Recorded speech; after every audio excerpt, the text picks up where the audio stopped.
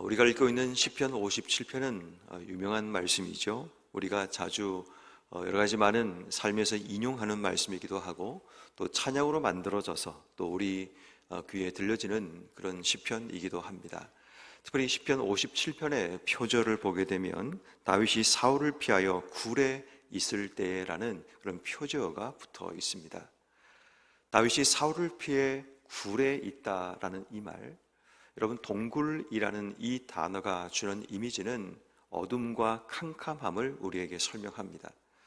또한 이 동굴이라는 것은 우리에게 출구가 없다는 것을 이야기하죠. 물론 들어왔던 출구는 있지만 그 출구가 막혔기 때문에 동굴 속에 들어가면 들어갈수록 나올 수 있는 출구가 없다는 사실을 우리가 깨닫게 되는 겁니다. 더 중요한 것은 이 동굴 속이 캄캄하다 보니까 그 속에 무엇이 있을까에 대한 두려움이 찾아오게 되는 겁니다.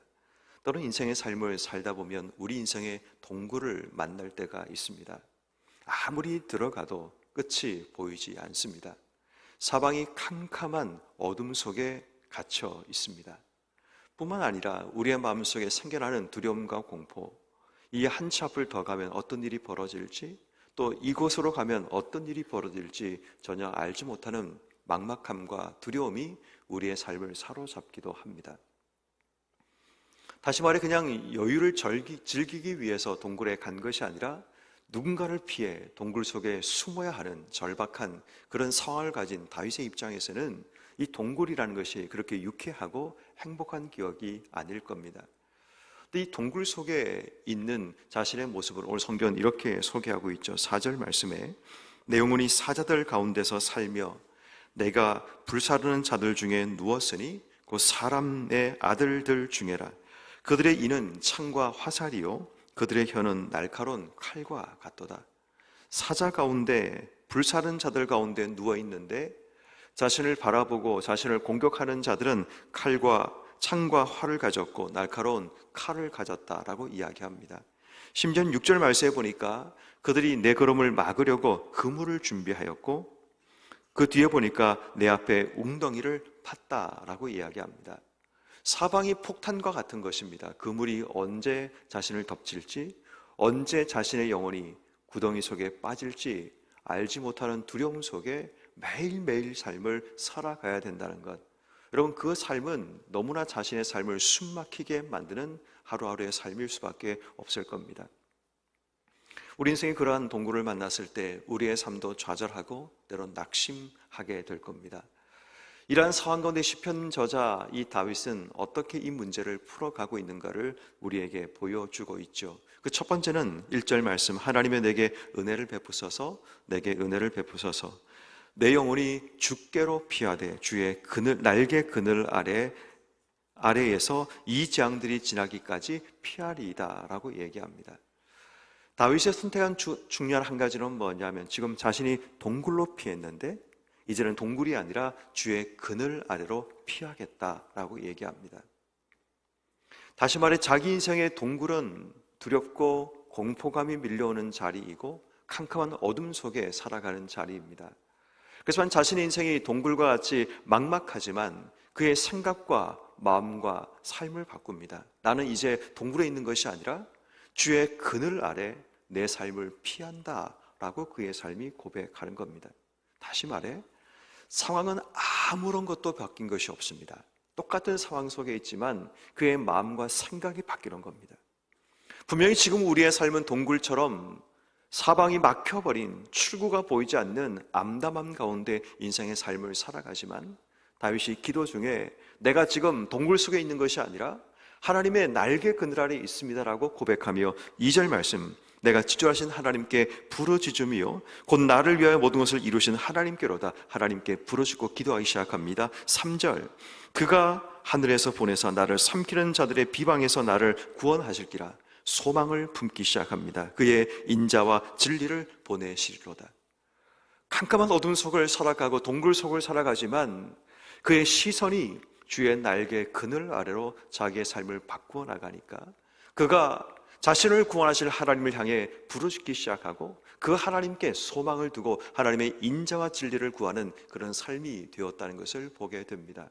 여러분, 때로는 우리 인생의 상황은 전혀 바뀌지 않습니다. 그런데 내가 바뀌면 우리의 삶이 바뀌어지게 되는 겁니다. 비록 캄캄한 어둠 속에 인생의 삶이 있을지라도 사방이 보이지 않고 출구가 보이지 않는 답답함과 막막함이 우리 앞에 찾아오고, 언제 나를 덮칠 그물이 찾아올지, 언제 내가 빠져들어갈 웅덩이가 올지 전혀 자각하지 못하는 그런 삶의 상황이 있을지라도, 오늘 우리가 하나님께 기도할 때 하나님, 비록 내 인생이 동굴 가운데 있을지라도 주의 날개 가운데 내 삶이 피하기를 원합니다. 내 영혼을 지킬 수 있는 유일한 분이신 우리 하나님 앞에 내가 피하기를 원합니다라는 그 기도와 간구를 통해 오늘 우리의 자리를 이동할 수 있기를 주 여러분을 축원합니다. 동굴이 아니라 이제는 주의 날개 그늘 아래입니다.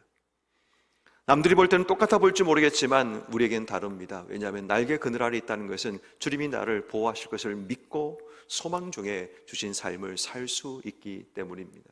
늘 언제나 기억하십시오. 내 인생에 동굴이 찾아오면 나는 그 동굴 속에서 주의 날개 그늘 아래로 피해야 된다는 이 사실을 기억하셔서 매일마다 주의 날개 그늘 아래 피함을 통해 여러분들의 영혼이 안전할 수 있기를 주의 이름으로 축원합니다. 두 번째는, 여러분, 우리 인생이 동굴 속에 있을지라도 오늘 다윗은 두 번째 7절, 하나님이여 내 마음이 확정되었고 내 마음이 확정되어사오니 내가 노래하고 내가 찬송하리이다. 비록 그의 삶이 동굴 속에 있을지라도 그의 마음을 하나님께로 확정시키고 있는 모습을 보게 됩니다. 그랬더니 그가 어떤 일이 벌어진가 하면 8절, 내 영혼아 깰지어다, 비파야 수고마 깰지어다, 내가 새벽을 깨우리로다. 여러분, 이 말씀이 얼마나 대단한 말씀인 줄 아십니까? 아까 제가 말씀드렸지만 동굴 안에 있다는 것은 어둠이 삶을 지배함을 이야기합니다. 수많은 어둠이 자신을 지배하여 한 치 앞도 보이지 않는 어둠에 갇혀있는 삶을 살아가는데, 자신의 마음이 하나님께로 확정되고 나자 이 다윗의 고백은 새벽을 깨우겠다는 고백을 합니다. 이 어둠 속을 살아가는 이 다윗에게 이제는 내가 이 어둠을 밝혀내는 새벽을, 하나님께로 내 마음을 둠을 통해서 이 어둠들을 다 물리치겠다는 고백을 하고 있는 겁니다. 비록 어둠이 지금 내게 찾아와서 나를 지배하고 나를 가로막을지라도 내가 하나님께 내 마음을 확정함을 통해서 이제 내가 이 어둠을 물리치고 하나님 주시는 새로운 새벽을 깨우겠다는 겁니다. 자기의 삶이 어떤 의미에서 정말 잠자고 있는 그런 삶의 상황, 고요하고 아주 침울한 그런 상황 속에 있는 그 상황 가운데 그런 고백하죠. 내 영광아 깨어나라, 비파야 수고마 깨어나라, 내가 새벽을 깨우겠다고 말합니다. 적막함을 깨트리고 이제는 하나님을 찬송함으로 그의 삶을 채워나가겠다라는 겁니다. 때론 동굴 같은 어둠 속에 두려움과 막막함이 밀려오는 우리의 삶 가운데, 어둠이 나를 지배하는 그런 삶의 상황 가운데 오늘 우리가 해야 될 것은 내 영혼의 비파를 깨우고 내 영혼을 깨게 만들어서 어둠을 물리치는 새벽을 부르는 찬송과 기도가 우리에게 필요하다는 겁니다. 어둠이 내 삶 속에 찾아왔다고 어둠 속에 갇히는 인생은 어리석은 겁니다.